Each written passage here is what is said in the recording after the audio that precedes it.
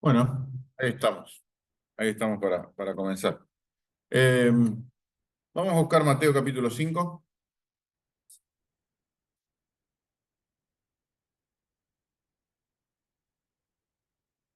Mateo capítulo 5. Estábamos viendo el tema de las bienaventuranzas. Decíamos que algunos le habían llamado una especie de la Constitución Nacional del Reino de Dios. Porque o por lo menos podría ser el preámbulo de la Constitución. Eh, Porque nos marca la pauta de, de dónde está verdaderamente la dicha, dónde está verdaderamente la alegría, dónde está verdaderamente, si queremos simplificar un poquito el término, la felicidad. El término bienaventurados se puede decir dichoso o extremadamente feliz. Algunos lo han traducido de distintas formas. Algunos pueden decir bendito. Sí, había un tema ahí del cual habíamos hablado, de si era algo subjetivo, si era algo objetivo. Era algo plenamente objetivo porque lo decía el Señor Jesús. Pero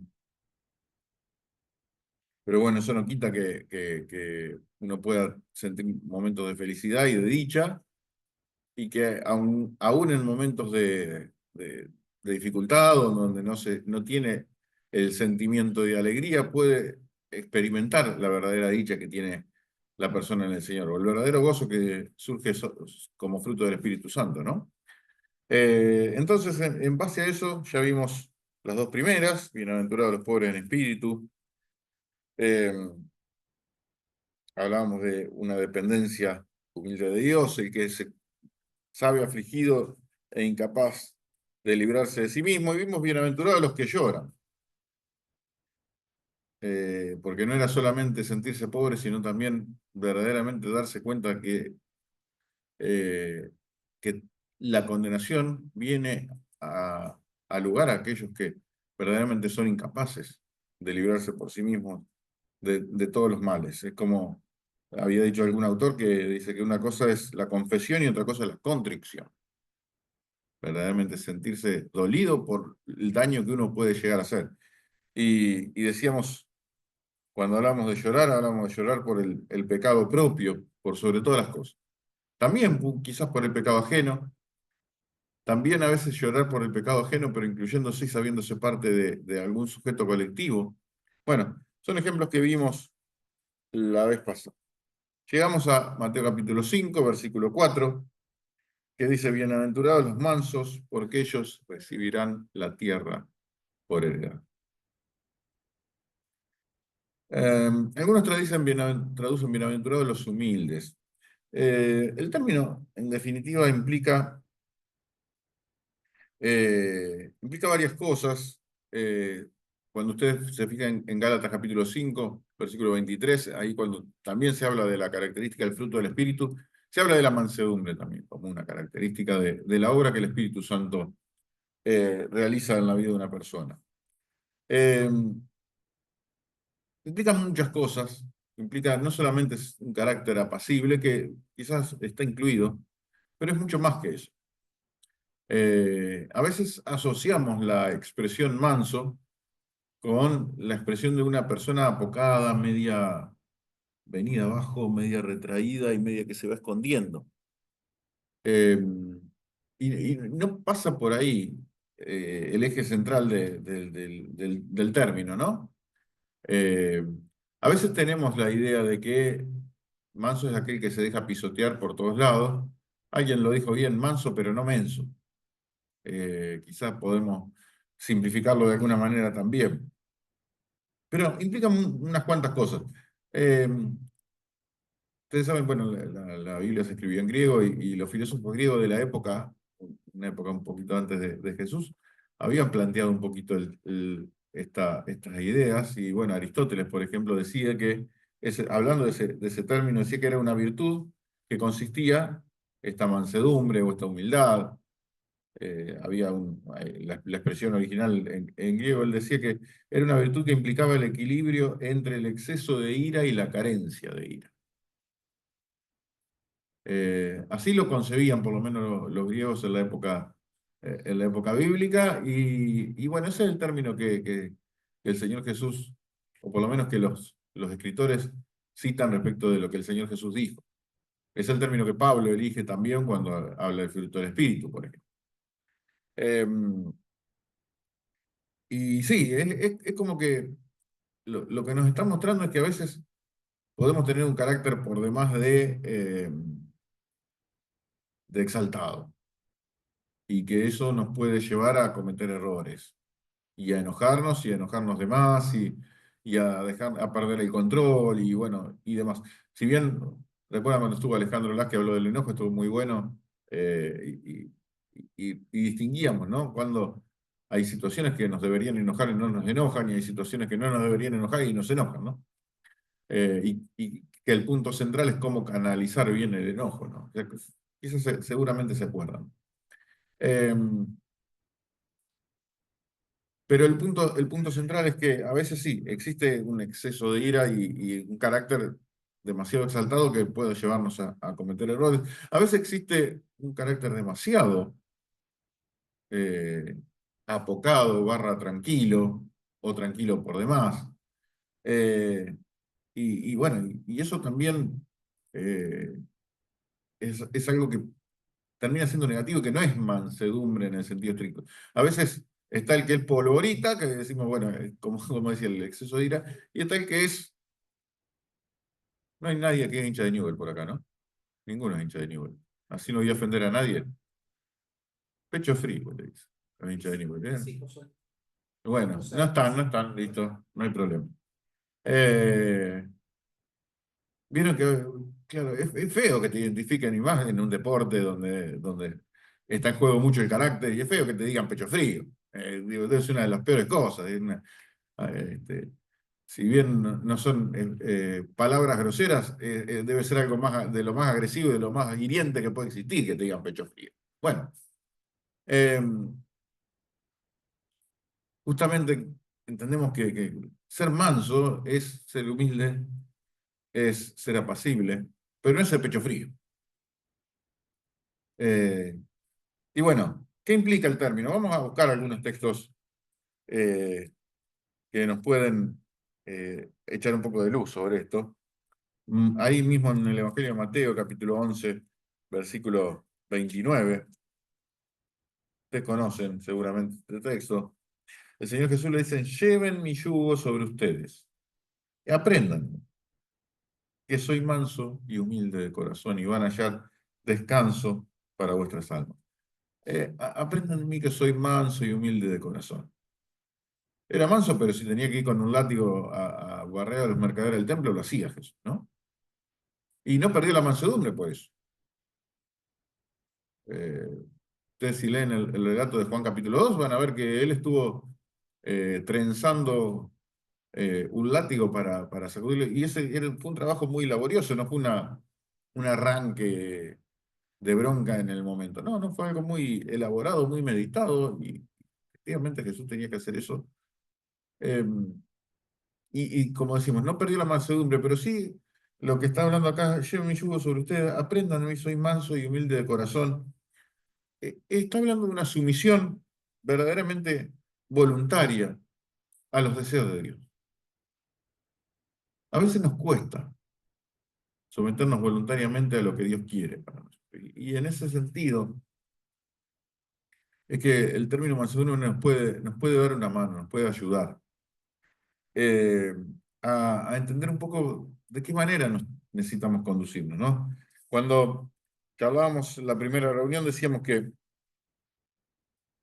eh, que las bienaventuranzas, o las virtudes que se exaltan en las bienaventuranzas, no son tanto deberes éticos, sino más bien son actitudes emocionales fundamentales que pueden llevar a la persona a un estado de paz.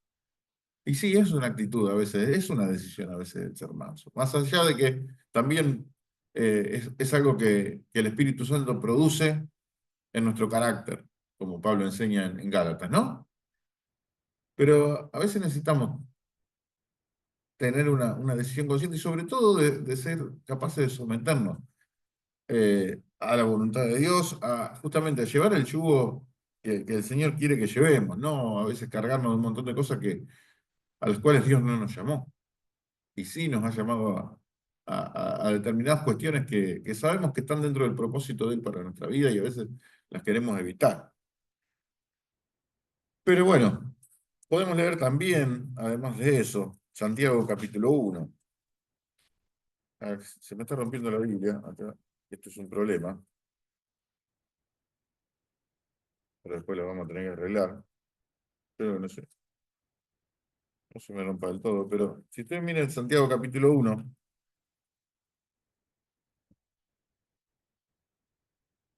dice, por lo cual desechando toda inmundicia y abundancia de malicia, recibid con mansedumbre la palabra implantada, la cual puede salvar vuestras almas, dice Santiago. Santiago 1:21, no sé si lo dije. Sí, no sé si había dicho la cita.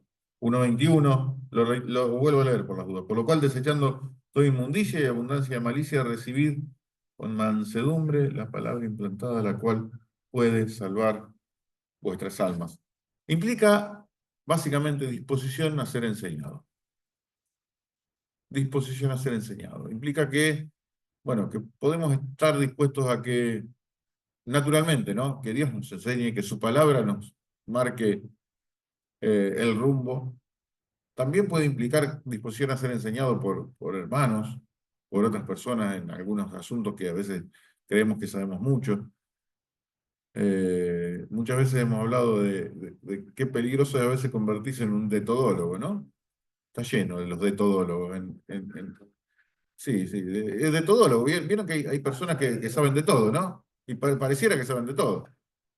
Claro, el que sabe de todo al final del juego no termina no sabiendo de nada. Eh, y sí, a veces nos volvemos de todólogos. Somos todos técnicos de fútbol, somos todos economistas, somos 46 millones de técnicos, 46 millones de economistas, 46 millones de líderes políticos, 46 millones. A veces parece que sabemos de todo. Y nos convertimos en tetodólogos. Bueno, que el Señor nos libre y guarde de convertirnos en tetodólogos y realmente podamos, como dice Santiago acá, eh, que podamos recibir con mansedumbre la palabra que Dios quiere implantar, que Dios quiere sembrar como una buena semilla. eh, Sembrada por el sembrador, ¿no? Como una buena semilla que pueda llegar a nuestro corazón y pueda arraigar, no solamente implantarse, sino arraigarse y crecer para la gloria de Dios, ¿no? También podemos buscar Efesios capítulo 4 versículo 2.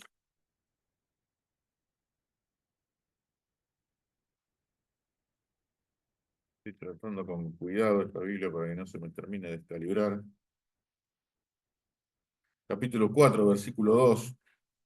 Podemos tomar del versículo 1 en realidad, cuando dice, yo pues, dice el apóstol Pablo, preso en el Señor, os ruego que andéis como es digno de la vocación con que fuiste llamados, con toda humildad y mansedumbre, soportándoos con paciencia los unos a los otros, solícitos en guardar la unidad del Espíritu en el vínculo de la paz. Efectivamente,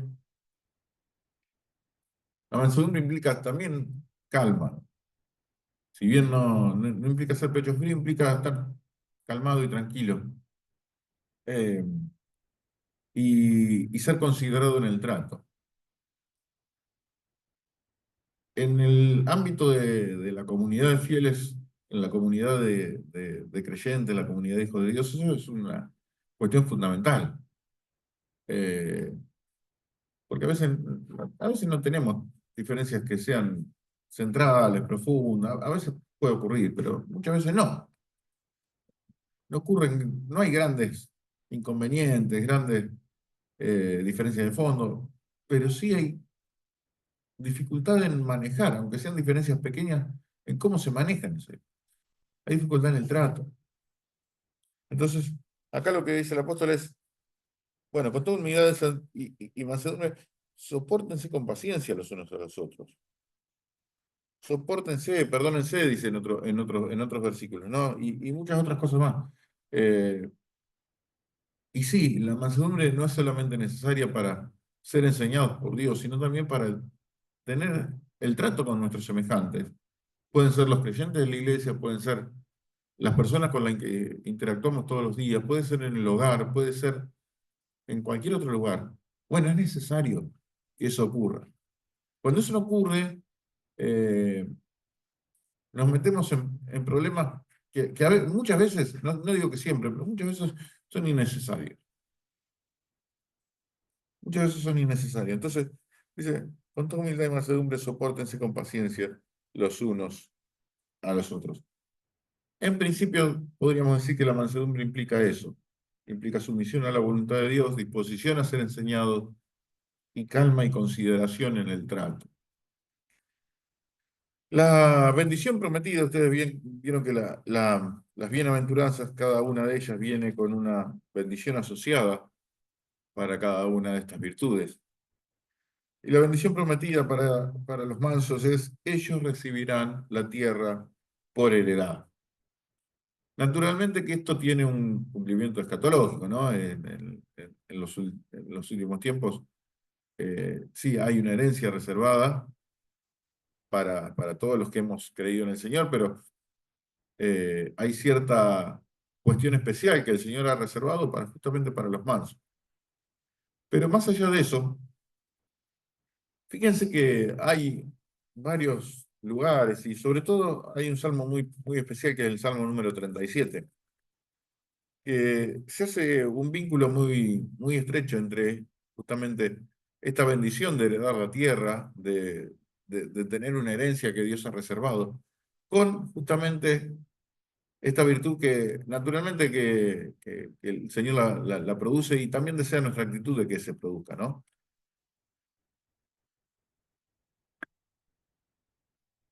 Ustedes se fijan en el Salmo 37, vamos a leer algunos versículos sueltos.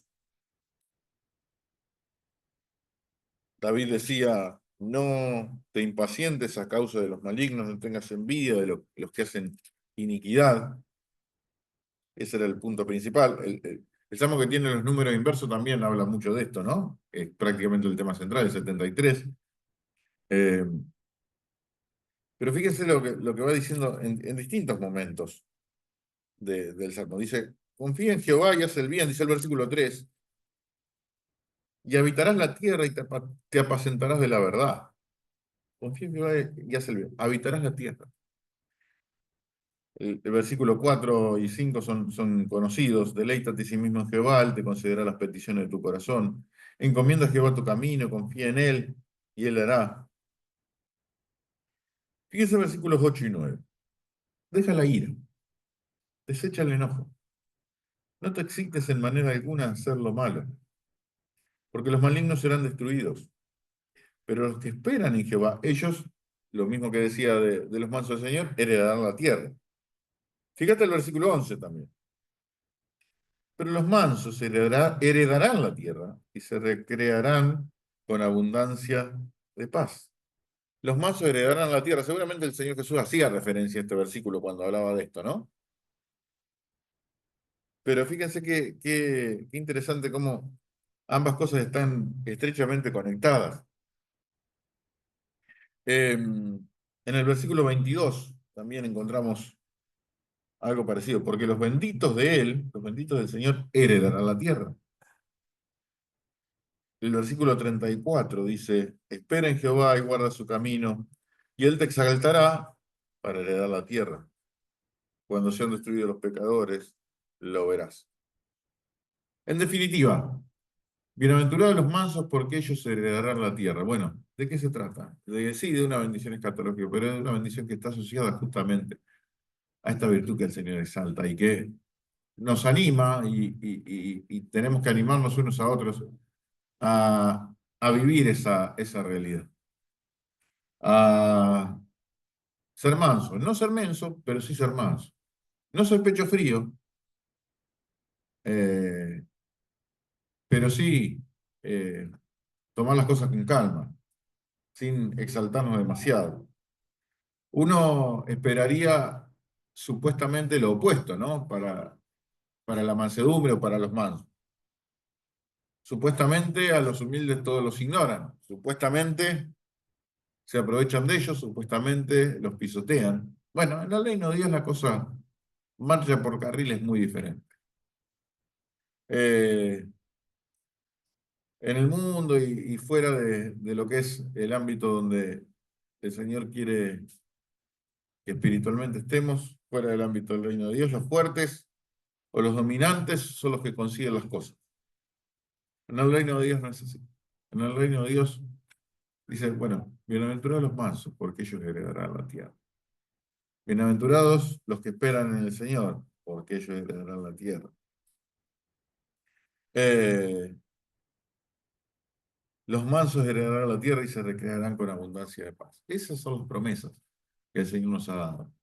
Y bueno, ahí está el desafío que tenemos, ahí está la oración que quizás tengamos que hacer para que el Señor obre en nosotros, que el carácter de Jesucristo se pueda reproducir y que también podamos decir, bueno, o podamos imitar al Señor cuando Él decía, bueno, hagan como yo, lleven mi yugo sobre ustedes y aprendan de mí que soy manso y humilde de corazón. Que esa puede ser una realidad de nosotros y que, bueno, que pueda trascender naturalmente, ¿no? Que trascienda eh, simplemente nuestro, nuestra vida interior y que también pueda trascender a otros. Así como se decía Moisés, que era también era el más manso de toda la tierra, así también se puede decir de cada uno de nosotros, ¿no? Que podamos verdaderamente reproducir esa parte del carácter de Cristo y que eso, en definitiva, nos dé la dicha que el Señor quiere darnos. Amén. Oramos. Te agradecemos, Señor, por este momento, por este tiempo. Gracias por esta, estas sencillas meditaciones que a veces podemos hacer en tu palabra. Y, Señor, te rogamos que nos guíes, que nos bendigas y que, Señor, en el desafío que vos nos haces, eh, para disfrutar de tu dicha, que realmente la mansedumbre pueda ser parte de nuestro carácter, que pueda ser parte de nuestra vida, parte de nuestras decisiones, parte de nuestras reacciones, parte esencial de, de nuestro trato diario.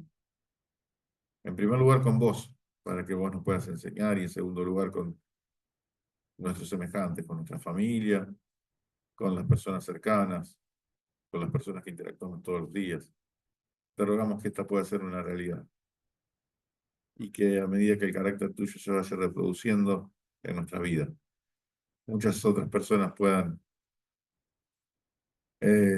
sentirse que les llama la atención y que necesitan quizás de esa presencia que tenemos en nuestro corazón y que nos hace reproducir el carácter tuyo, Señor. Que muchas personas puedan sentir esa necesidad, que muchas personas te puedan conocer.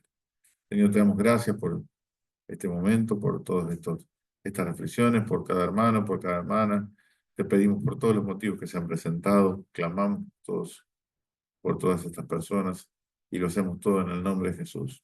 Amén. Muy bien, muchas gracias a todos y Dios mediante nos estamos